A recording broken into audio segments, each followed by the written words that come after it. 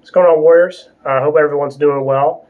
I've got some good news. I won my match tonight in my USTA singles match, so it was pretty exciting for me.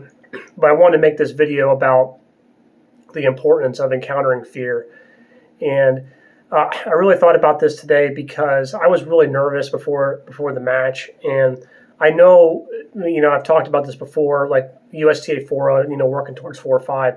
It's a very humble level. Now, don't get me wrong. When you compare it to the professionals, it's just two different worlds. But for the moment, I was pretty nervous before the match, and I was like, my legs were a little bit heavy, and I'm like thinking about all these things, consequences of losing, and what's this going to mean if I lose, and I had to confront that and overcome that and say, no, you're putting yourself down before you even start. Just clean slate. Change your mindset, and then focus on the objective. And then there's something I've learned in tennis is focus on the process, not the outcome.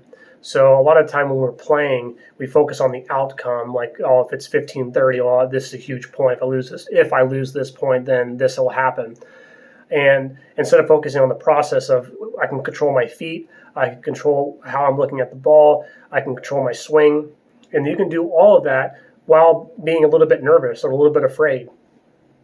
And honestly, you should be a little bit nervous or a little bit afraid, because you know that you're encountering something, a truth that can help make you better. And obviously the reality of the situation may be different. So if you're feeling really super nervous, that can take your level down like 2 or 3 levels, because I'm really scared about what's going to happen. So that is an objective truth, but your overall truth of who you are as a person can be developed by encountering that and then moving through it and walking down the path, even though if you're a little bit shaky and you're thinking about things in the future, just being present and being, okay, I understand that I'm feeling this way, but it's just a feeling. It's not an indication of the real me. It's not saying that if I don't overcome this fear, that I'm going to be less of a person or less of a man or whatever. So that's really important. And, in sports psychology, you can go really deep in the weeds with that. But I wanted to make this video because I encountered that fear and I worked through it, and I came out with a pretty decisive victory by focusing on the moment and the process. And in order to do that, I have to give up control. And for me, that's a big issue for me, because I'm so control oriented or hyper control. Like I have to, feel like I'm controlling every aspect of everything, and it's just not possible when you're playing tennis. Like if you're trying to really control something, you're gonna be really stiff and not making great shots.